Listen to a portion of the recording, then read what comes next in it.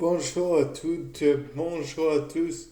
C'est Paul Dame pour vous parler d'un nouveau sujet de savoir en sucette.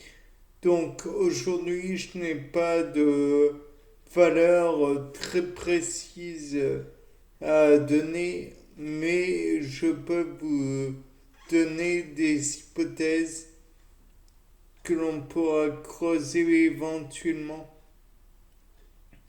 durant ce savoir en sucette voire ultérieurement. Donc, dans le cas présent, j'aurais voulu vous faire remarquer un petit truc tout bête. Quand vous avez une petite blessure au poignet ou au bras ou je ne sais où, le premier réflexe que l'on a, c'est de lécher la plaie. Or, on le sait, microbiologiquement parlant, j'entends, le fait de lécher cette plaie est absolument abominable. Le nombre de bactéries que cela que cela dépose sur la plaie est absolument effroyable. Or, parmi elles, j'imagine qu'il y a des bactéries que l'on souhaiterait éviter et que comment dire, que l'on tue avec les désinfectants tels que Clostridium botulinum ou Clostridium tetani, car les éléments qui nous blessent ne sont pas forcément d'une propreté sans faille. De plus, elles peuvent déposer des éléments n'ayant pas eu accès au dioxygène depuis longtemps. Or, comme vous le savez sûrement, les clostridiums sont souvent anaérobies. C'est... Voilà. Et donc, là, pour la salive, on en rajoute quelques-uns, quelques petites bactéries. Et en plus, pour peu que on réfléchisse bien,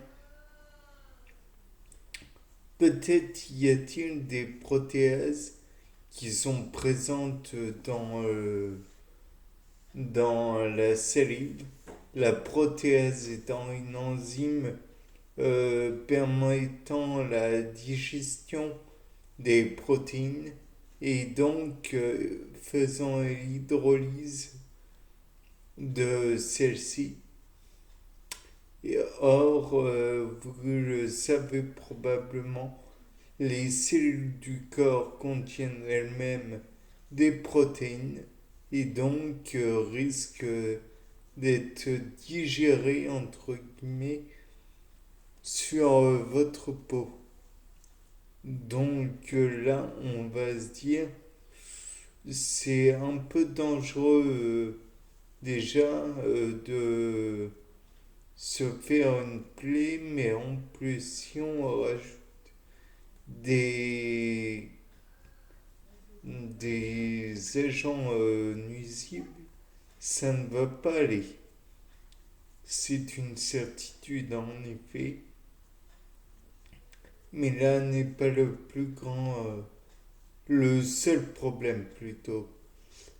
Quand vous avez la langue, vous touchez votre langue, vous sentez comme des petites bosses. Elle est râpeuse. Et donc, on peut se dire que, éventuellement, en lichant la plaie, ce n'est pas non plus une radula ou que sais-je encore. mais c'est un peu râpeux. Donc ça abîme encore plus la plaie et ça augmente le, le, la taille de la blessure. Mais là encore, ce n'est qu'un point parmi tant d'autres, car il y a encore divers problèmes. Le fait est que la, les saignements qui peuvent avoir lieu donc engendrent la sécrétion par le corps de fibrinogènes qui sont elles-mêmes des précurseurs de fibrine. Et la fibrine est un élément permettant en quelque sorte la coagulation en même temps que les plaquettes. Plaquettes qui d'ailleurs sont des éléments du sang qui, elles, permettent aussi comment dire, la coagulation. Donc, en léchant le sang qui contient ces fibrinogènes et ces plaquettes, on empêche un petit peu le sang de coaguler. De plus, on peut imaginer que il y aurait éventuellement d'autres substances qui ont été, comment dire, injectées, non, incluses dans la plaie. Et donc, au lieu de simplement laisser l'élément en question dans la plaie, qui pourrait faire mal certes, mais qui pourrait ne pas nous blesser ailleurs, nous allons nous blesser en plus la langue. On va faire le cumul des blessures. Je pense que chacun d'entre nous s'en passe. Vraisemblablement, oui. Mais la question n'est pas là. Cet élément, certes, vous devez l'enlever, mais dans des possibilités de comment vous devez le faire dans des conditions d'hygiène irréprochables.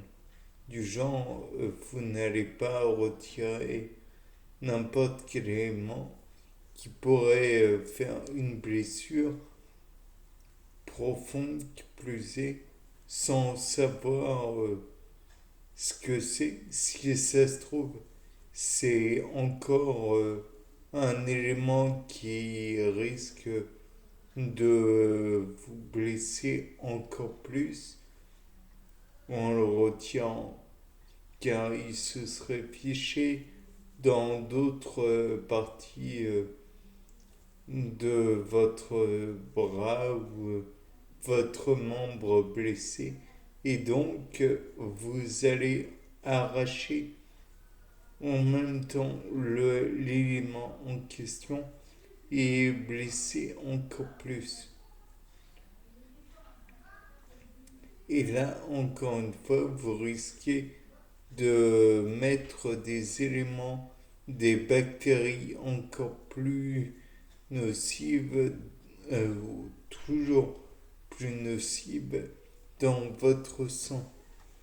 Et donc là, en question, vous pourriez déclencher peut-être, je ne sais pas, un choc septique, pas immédiatement en exigeant rien. De plus, si vous désinfectez, il y a peu de chances que l'élément en question fasse quoi que ce soit. De plus, si vous avez du botulisme une, euh, ou la tétanie à ce moment-là, c'est que je pense que vous avez laissé aggraver la situation. Mais il y a des signes avant-coureurs. Bien, c'était Paul Dama et je vous souhaite de ne jamais être dans cette situation. Au revoir.